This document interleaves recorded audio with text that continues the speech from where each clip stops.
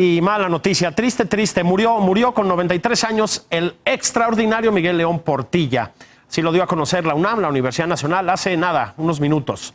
Bueno, fue más que ilustre universitario, un filósofo, un maestro, investigador emérito, doctor honoris causa. Yo creo que el gran conocedor del pensamiento, de la escritura náhuatl, de la de antes y de la contemporánea también. El gran Miguel León Portilla murió hoy, así nos lo deja saber la Universidad Nacional. El joven tiene muchas ideas, a veces son locuras, pero muchas veces son genialidades. Nacido en la Ciudad de México en 1926, fue discípulo de su tío Manuel Gamio y del sacerdote Ángel María Garibay, quienes fueron sus principales y más grandes influencias. Es un hombre con muchos conocimientos dentro de todos estos campos, ¿no? De la lingüística, la antropología, obviamente la historia. Es un hombre moderno, es un investigador actual, está al tanto de los movimientos sociales, es un defensor del indígena, es un gran humanista en términos generales, ¿no?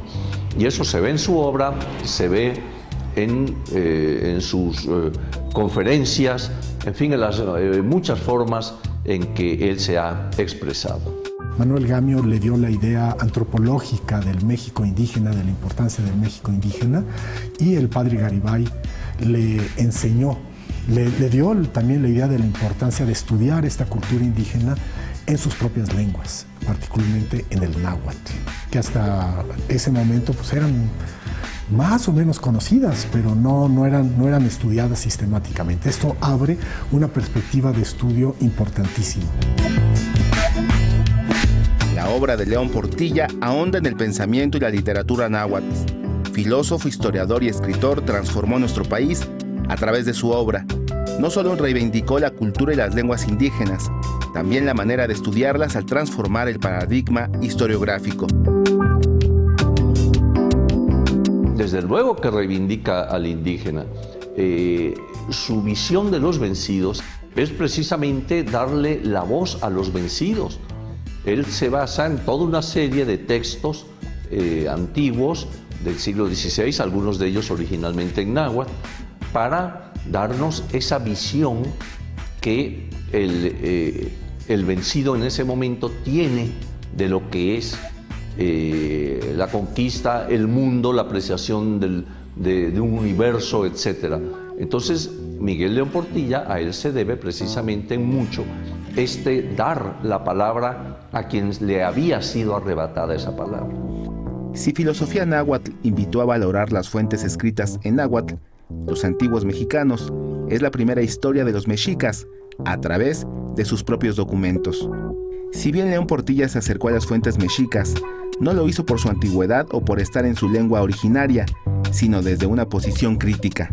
Él aporta esto que va a ser muy importante, que los propios mexicas, después de que se asentaron en la Ciudad de México y que se volvieron dominantes, destruyeron documentos históricos y volvieron a escribir su propia historia. Es la historia del Tlatoani Izcóatl, de su Cihuacóatl Tlacaelel, que destruyeron y crearon toda una idea de sí mismos que hasta cierto punto es autopropagandística, es estatal. Además de Visión de los Vencidos, que se ha traducido a 16 idiomas, entre ellos el chino.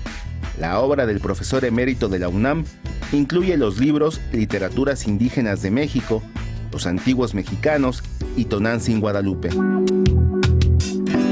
Desde la academia, mediante sus publicaciones y levantando la voz, defendió la autonomía de los pueblos indígenas. Mucha gente le reprochó un poco eso. ¿Por qué visión de los vencidos si no fuimos vencidos? Pero León Portilla dice visión de los vencidos. O sea, hubo una derrota. Hay que entender esto, que sí, no nos hagamos tontos, fuimos derrotados. Y es esta derrota la que íntimamente el mexicano necesita entender. Fuimos conquistados, ¿por qué? Porque éramos más tontos, porque éramos inferiores.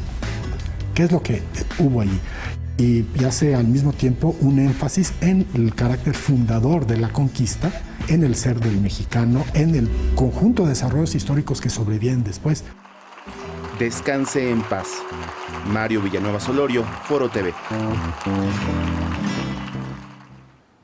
Todos leímos La visión de los vencidos. Una maravilla, León Portilla. Además, era un tipo verdaderamente encantador. Era una maravilla hablar con él. Bueno.